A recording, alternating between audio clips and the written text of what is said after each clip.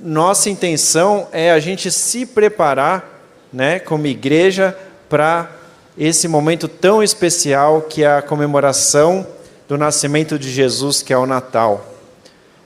Então a gente está indo agora para uma nova série de mensagens que diz que Jesus é o maior presente. E hoje a gente vai falar sobre o presente que veio para nós a partir da profecia, das profecias. E a partir de uma profecia específica que fica lá em Isaías, capítulo 9, e versículos de 1 a 2. Antes da gente ler, eu queria só fazer uma pequena introdução. Esse texto dessa profecia de Isaías, ele fala de um local, fala de cidades na província da Galileia. E a Galileia então fica no norte de Jerusalém, perto do mar, né? E é uma região muito próspera, era uma região muito próspera na época de Jesus, onde tinham também plantações, era um lugar fértil. Lá existiam então pelo menos 9 cidades grandes e moravam então em torno de 15 mil habitantes por cidade. E também tinham diversas outras cidadezinhas menores, em torno de 200, e era uma região extremamente populosa na época de Jesus. Essa cidade, essa região ficava no caminho entre Damasco, que era uma cidade bem populosa, e também no caminho para o Egito. E tinham pessoas de diversas culturas naquela região. Judeus, não judeus, que eram chamados de gentios, né?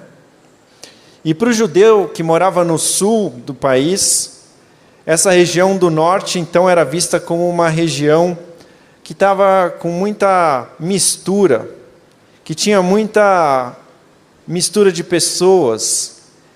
E então o pessoal do sul meio que tinha um preconceito com aqueles judeus que viviam na região do norte.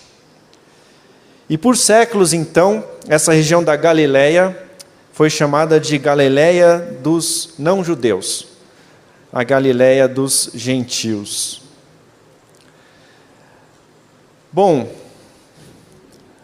Deus tem os seus mistérios, e Ele escolhe justamente agir nessa região que era desprezada pelo povo judeu. É como se naquela região,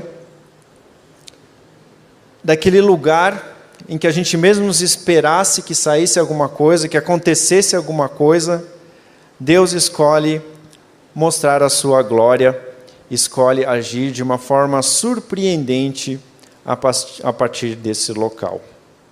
Então ele havia indicado que seria esse local por meio do profeta Isaías, mais ou menos 700 anos antes de acontecer. E é isso que a gente vê então, relatado lá em Isaías, capítulo 9, versículo de 1 a 2. E lá diz assim: contudo, não haverá mais escuridão para os que estavam aflitos. No passado, Ele, no caso Deus, humilhou a terra de Zebulon e de Naftali, mas no futuro honrará a Galileia dos gentios, o caminho do mar junto ao Jordão. O povo que caminhava em trevas viu uma grande luz. Sobre o que viviam na terra da sombra da morte, raiou uma luz. Isaías 9, de 1 a 2.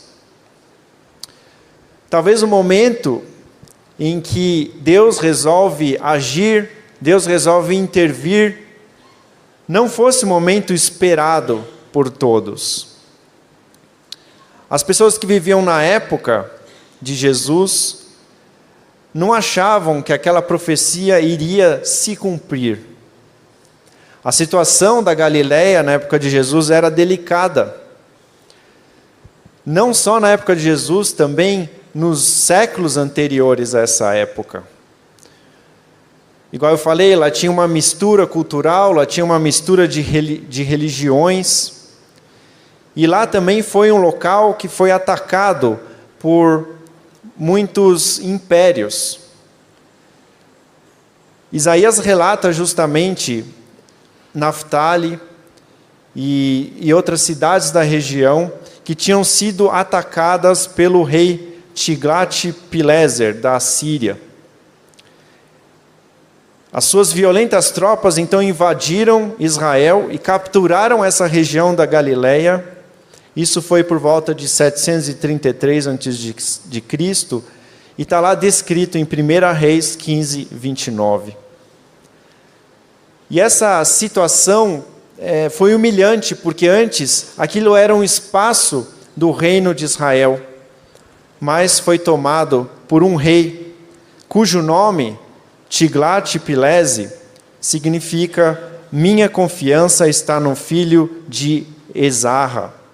Esarra é um deus assírio, e à medida que esse rei ia conquistando as terras de Israel, ele ia também estabelecendo altares para sacrifício e holocausto dos deuses assírios. Por muitos séculos, então, diversos impérios foram tomando esse local, e na época de Jesus, o império que tinha domínio sobre aquela região era o Império Romano.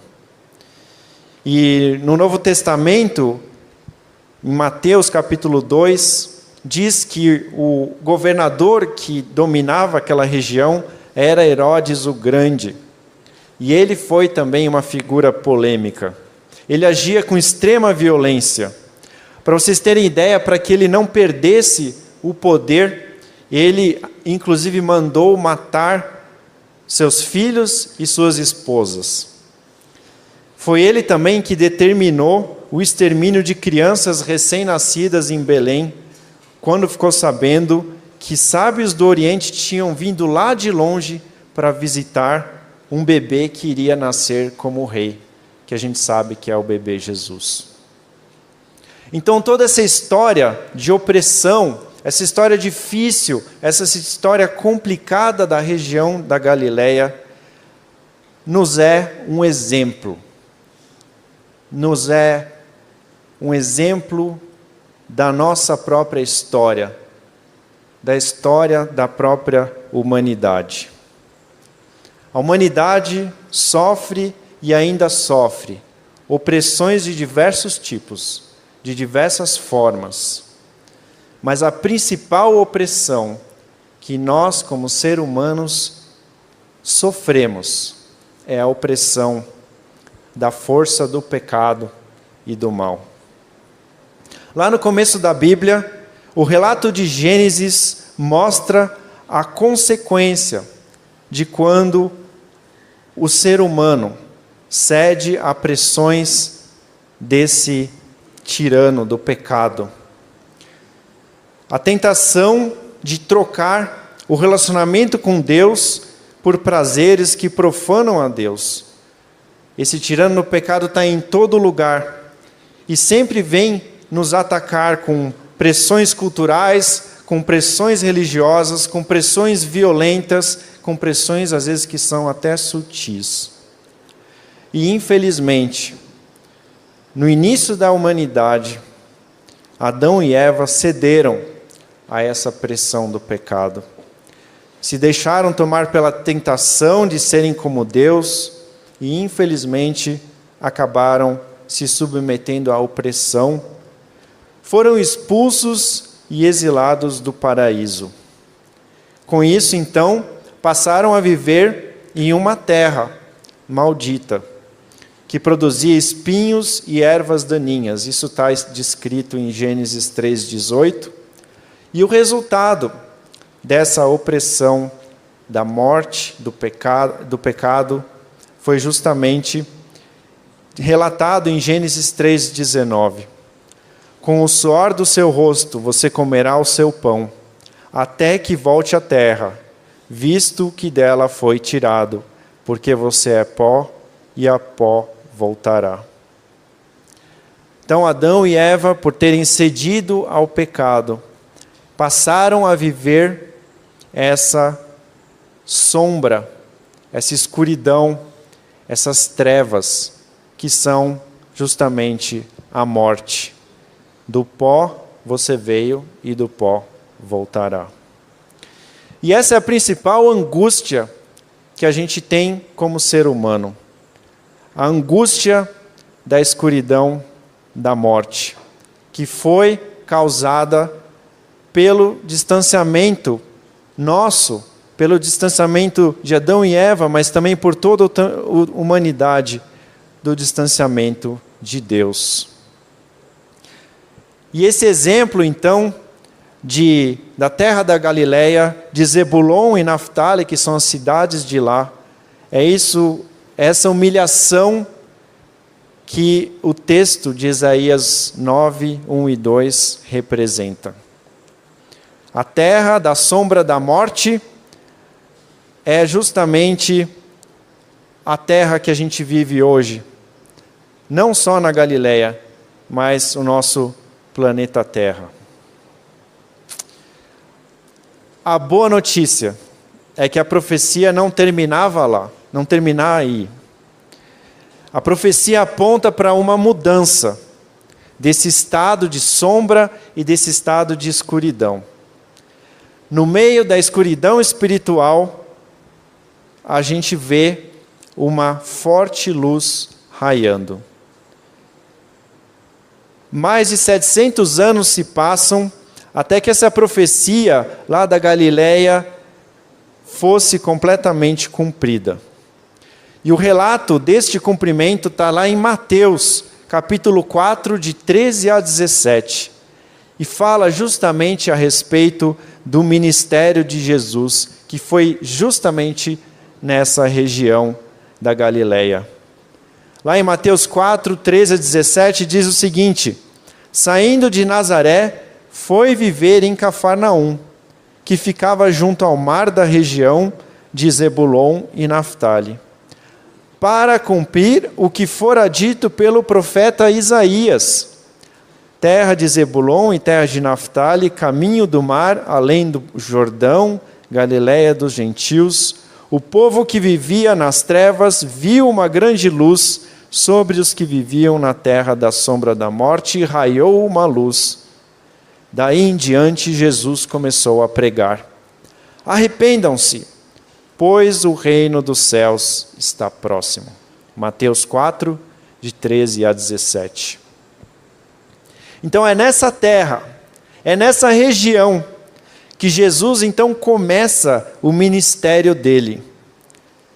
Deus escolhe a Galileia dos não-judeus para começar a sua obra de implantação do seu reino. E o que é especial, esse reino não tinha mais fronteiras. Esse reino, ele era um reino voltado para o mundo todo. E o ministério de Jesus inicia com a mensagem de que esse reino estava chegando, estava próximo, e que aquelas pessoas precisavam se arrepender, ou seja, precisavam se voltar para Deus.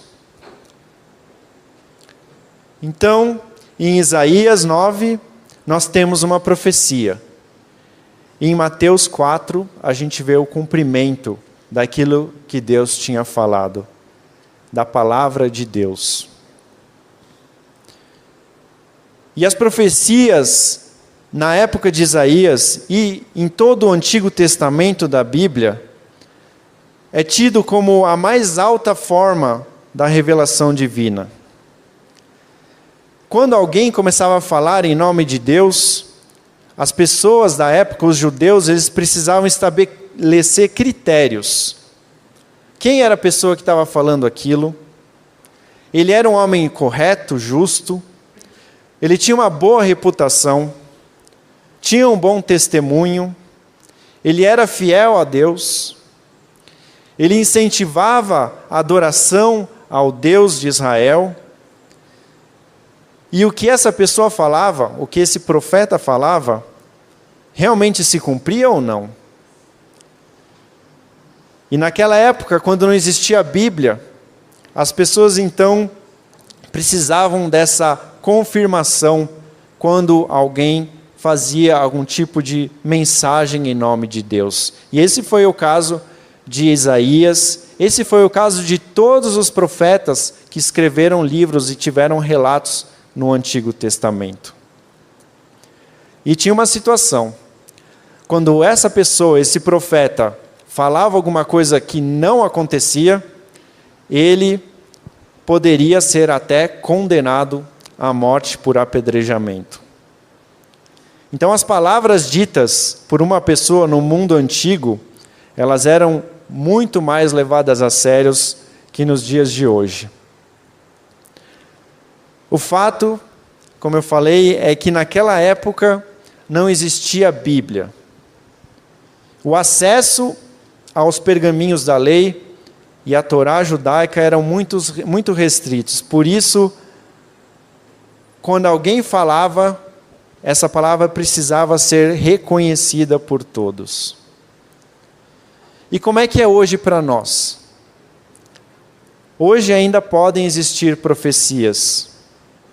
Cristãos autênticos podem sim ser usados por Deus para falar para nós. Mas qualquer palavra que for dita precisa passar pelo teste, pela prova. E no nosso caso, pela própria prova da Bíblia, da palavra de Deus. Hoje que a luz de Cristo brilhou ao mundo, a gente não precisa mais ficar preocupado com uma direção divina que precisa ser expressa para as pessoas. A principal direção divina está claramente dita e expressa na Bíblia e na palavra de Deus. Pode até acontecer uma situação específica na nossa vida, uma situação momentânea, em que algum irmão, alguém pode nos dar um incentivo por meio de alguma palavra e algum incentivo por meio de alguma profecia. E isso deve incentivar na nossa caminhada com Deus. Isso nunca pode ser dito de forma a gente cometer alguma coisa errada, a gente falar alguma coisa errada, não. Em 1 Tessalonicenses 5, de 20 a 22, diz que a gente não deve desprezar profecias, mas sempre colocar à prova aquilo que nos é dito, reter ou guardar aquilo que é bom e sempre, a todo momento, estar afastado do que é mal.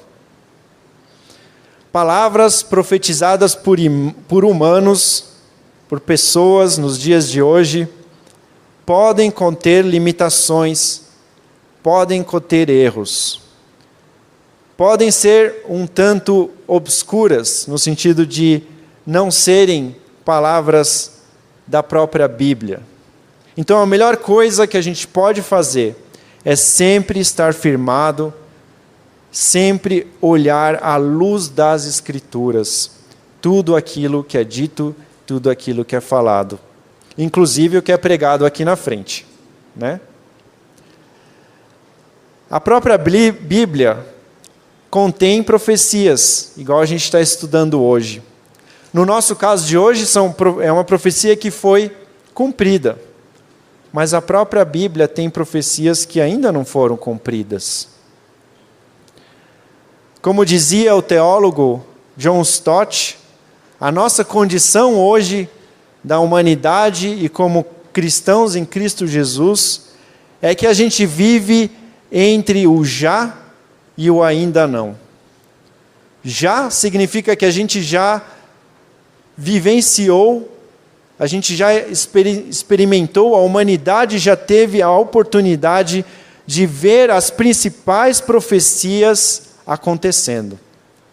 E o ainda não é que ainda existem diversas profecias para serem cumpridas.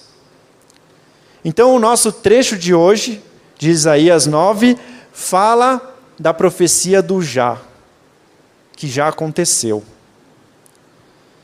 E esse cumprimento foi como um grande presente para todos aqueles que moravam na Galileia. Mas para nós também, ainda hoje, é um grande presente. Romanos 6:23 diz: pois o salário do pecado é a morte, mas o dom gratuito de Deus é a vida eterna em Cristo Jesus, o nosso Senhor.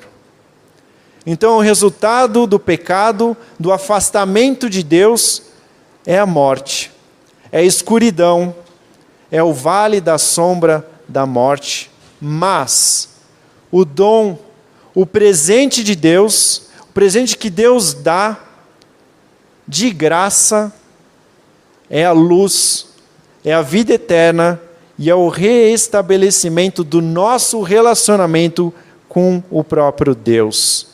E ele só acontece através de Cristo Jesus e da incrível obra que ele realizou na sua cruz.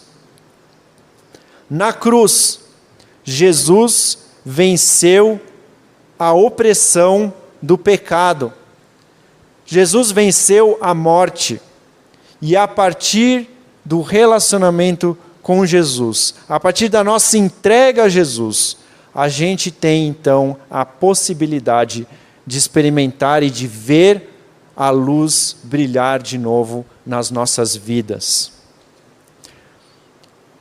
O texto de Romanos 6 fala que Jesus é o nosso Senhor.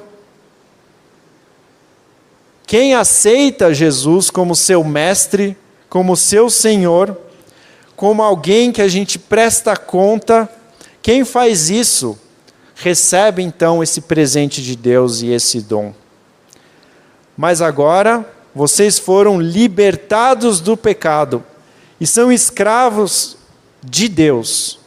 Com isso, vocês ganharam uma vida completamente dedicada a Ele, e o resultado é que vocês terão a vida eterna.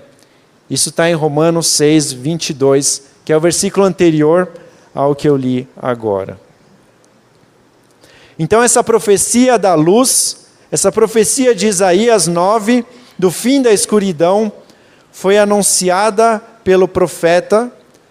Essa profecia se cumpriu com a vinda do Senhor Jesus à terra. Junto com essa profecia de Isaías, tiveram diversas outras profecias que foram cumpridas à medida que Jesus veio, à medida que Jesus foi fazendo a sua obra. Por exemplo, a profecia que Jesus seria uma criança de origem misteriosa, que representava uma nova era e que poria fim à antiga ordem das coisas. Essa criança iria personificar a presença e o poder de Deus entre o seu povo, ou seja, ele seria o Deus entre nós, o Deus Emanuel. Também que essa criança seria um rei, cujo reino seria marcado por sabedoria e luz. E mesmo que as forças humanas, mesmo que esse Herodes que eu comentei, tentasse acabar com isso, isso não aconteceu. Deus cumpriu com a sua palavra. Ele, Jesus, reinaria com justiça e retidão. E que o autêntico conhecimento de Deus iria ser visível e claro a partir da obra de Jesus. Que a profecia também diz que essa criança seria chamada de Messias, que ela seria da descendência de Jessé, que foi um dos bisavós de Jesus, que o Espírito do Senhor iria repousar sobre Jesus, e de fato foi o que aconteceu no seu batismo, quando uma pomba desceu em forma de Espírito Santo, e Deus disse que se alegrava daquilo que estava acontecendo. Que Jesus teria um espírito de sabedoria e de entendimento, de conselho e de poder, de conhecimento, de temor ao Senhor, e que suas decisões seriam corretas e justas. E todas essas profecias se cumpriram à medida que Jesus ia cumprindo com a sua missão. Outros 2 profetas que relataram a respeito de Jesus, a gente comentou aqui nos últimos domingos, foram Miqueias e Zacarias. Em Miqueias 5, de 1 a 4, e Zacarias 9, de 9 a 10, você pode ler depois, também existem profecias sobre Jesus. Mas a principal profecia é que Jesus iria justamente trazer a paz e a ordem de volta, aquilo que foi a criação de Deus. Essa terra maldita que aconteceu, a maldição da terra, essa terra maldita que era Galileia e que é a nossa terra aqui também, ela agora seria redimida. Isso ainda não aconteceu plenamente. Ainda vai acontecer. Será numa hora e num momento que a gente não sabe. E será quando Jesus retornar. O retorno de Jesus, então, vai finalizar e vai fazer com que todas as profecias que ainda estão para se cumprir, o ainda não, se torne cumprido, o já, né?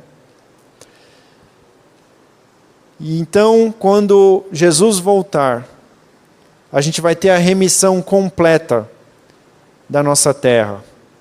Não haverá mais sombra de morte, haverá somente luz. E o que eu e você, a gente pode fazer agora, é anunciar esse reino de Deus. Esse reino de Deus que está em processo de implantação. A gente precisa anunciar. Volte para Deus. Arrependa-se dos seus erros. Por quê? Porque Jesus está voltando a qualquer momento.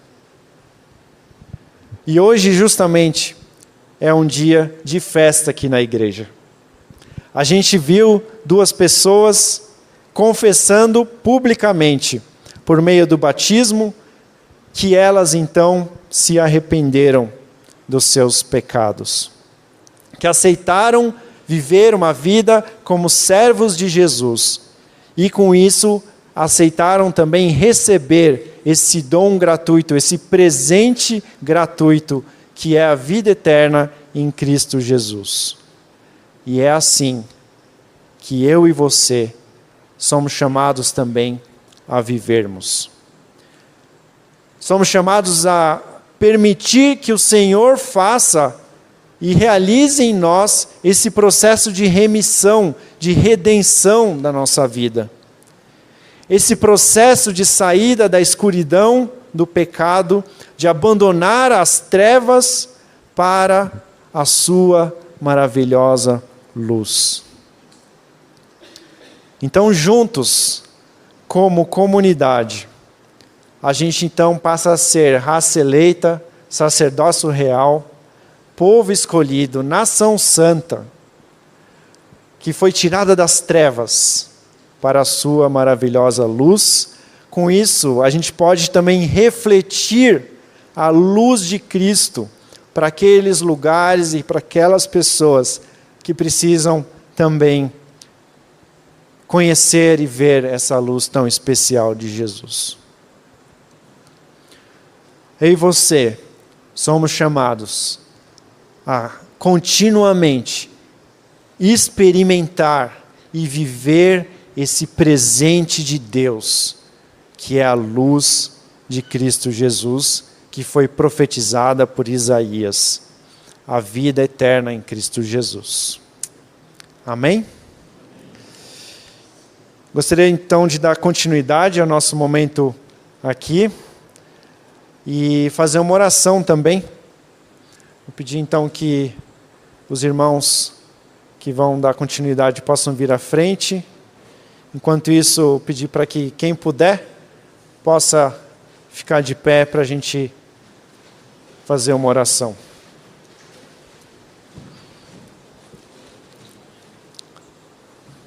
Sim, Deus, a gente te agradece, porque conforme o que a gente cantou aqui, a tua palavra vai se cumprir. O Senhor é um Deus de promessas. Te agradecemos, Pai, porque o Senhor fez cumprir aquilo que foi dito em Isaías, que aqueles que viviam na sombra da morte, aqueles que viviam sob a opressão do pecado, da destruição, em Cristo Jesus, o Senhor deu a possibilidade de serem remidos, de serem transformados pela tua bondade, pela tua graça, pelo presente da vida eterna, que é um presente da gente estar próximo e unido ao Senhor novamente. Que o Senhor venha agir entre nós, Pai. Muito obrigado por essas duas vidas aqui, que estão entregando a sua vida ao Senhor. Te pedimos, Pai, que a nossa mensagem aqui das nossas vidas, da nossa forma de viver, da nossa forma de falar, seja uma mensagem que reflita aquilo que Jesus falou em Mateus 4. Arrependam-se, pois o reino do Senhor está próximo. Em nome de Jesus. Amém.